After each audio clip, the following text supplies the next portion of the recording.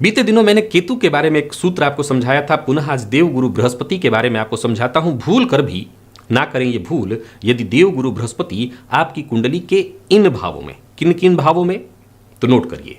लग्न, पंचम अथवा नवम में यदि आपकी जन्म कुंडली में देवगुरु बृहस्पति हैं और आपकी आदत है कि आप देव की, देवता की, गुरु की, ब्राह्मण की, धर्म, मंदिर इत्यादि की निंदा करते हैं, अपमान करते हैं, इनके लिए अभद्र भाषा का प्रयोग करते हैं और इसी को करने से आपकी विद्वत्ता और बुद्धिमत्ता सिद्ध हो रही है, तो ये जान लीजिए देवगुरु बृहस्पति का इन भावों में होना इस बात की सूचना है कि पूर्व जन्म में आपने कोई विशेष श्रेष्ठ कर्म किए हैं, पुण्य कार्य किए हैं और आपको जो जन्म मिला है अब आगे अपने परलोक को और ठीक करने के लिए और श्रेष्ठ कर्म करने के लिए आपको भेजा गया है। और अगर आप ऐसी गलती कर रहे हैं तो समझ लीजिए आपका सुकृत शीघ्र ही नष्ट होने वाला है और आप इसके लिए जो इसका दुष्परिणाम निकलने वाला है, इसके लिए आपको दूसरा जन्म नहीं लेना, इसी जन्म में इसका प्रभाव मिलेगा। और क्या मिलेगा मैं बताता हूं। वहीं जन्म कुंडली में चतुर्थ में यदि देवगुरु हैं और आप अपने कुल देवता और अपने पितरों का सम्मान नहीं करते हैं, उनकी भक्ति, उनकी आराधना नहीं करते हैं, वैसे तो ये सबको करना चाहिए, पर मैं चतुर्थ वाले गुरु वालों, जिनके चतुर्थ में गुरु हैं, उनके लिए विशेष कह रहा हूं।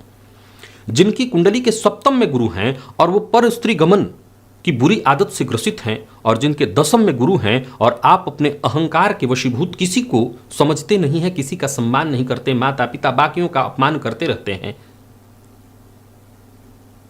हो सकता है आपके 4 दोस्त आपको ऐसे मिल जाएं जो आपके इस कार्य की वाहवाही करें, आपकी प्रशंसा करें, वाह कमाल है, बहुत बढ़िया।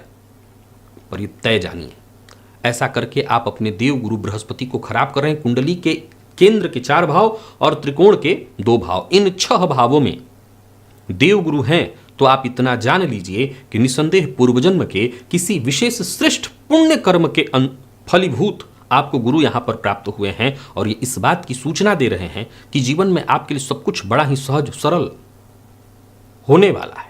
और अगर आप अपने गुरु को खराब कर रहे हैं तो दंड भोगने के लिए कहीं और नहीं जाना, इसी जन्म में मिलने वाला है। और वो किसको मिलेगा?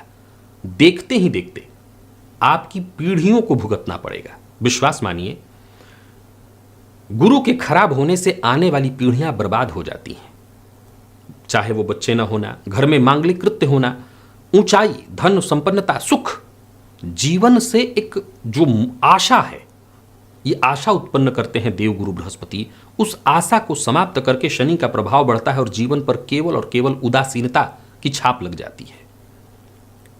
मैं फिर दोहरा दूं कि अगर इन चीजों को करने से ही आपकी विद्वत्ता सिद्ध होती है तो विश्वास मानिए ये विद्वत्ता और बुद्धिमत्ता आपके किसी काम की नहीं। इसका दंड मिल जाएगा और फिर आप हो सकता है करके निकल जाएं, लेकिन आपकी पीढ़ियां भुगतती रहेंगी। ऐसा मत करिए, अपने गुरु को खराब बिल्कुल मत करिए। और अगर ये गलती कर रहे हैं तो अभी से छोड़ दीजिए, अभी भी कुछ नहीं बिगड़ा, ठीक किया जा सकता है।